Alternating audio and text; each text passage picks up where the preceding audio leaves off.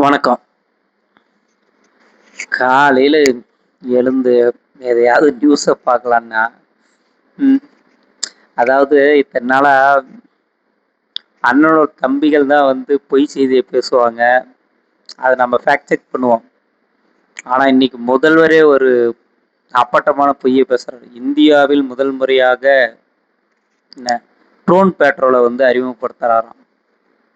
டேய்!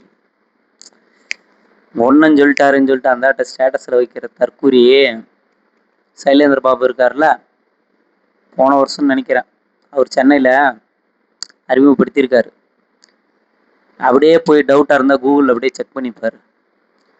டேய் உங்க ஒண்ணம் இருக்கிறது முதலமைச்சர் பதவிடா. அந்த பதவிக்கு தகுந்த மாதிரி பேச சொல்றா. காவாலித்தனமா இருக்குடா இதெல்லாம். இதை விமர்சிச்சா ஏதாவது சொல்லுவீங்க.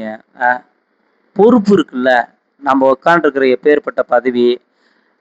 முதலமைச்சர் பேசினா இந்தியா பூரா பார்ப்பாங்க. ஏன்னா ஒரு முதலமைச்சரா இருக்கிற இந்த ஆளே இவ்வளவு கேவலமா நடந்துக்கிறானேன்னு சொல்லிட்டு மற்ற மாநிலம்லாம் துப்புவாங்கடா டேய்.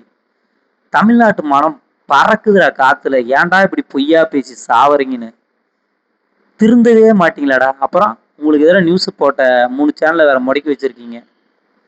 ஏய் மேல மோடி செய்யற வேலை இங்க சின்ன மோடி உக்காந்து செஞ்சுட்டு இருக்காப்புலடா. என்னன்னு கேளுங்கடா புண்ணியமா போட்டு டேய்.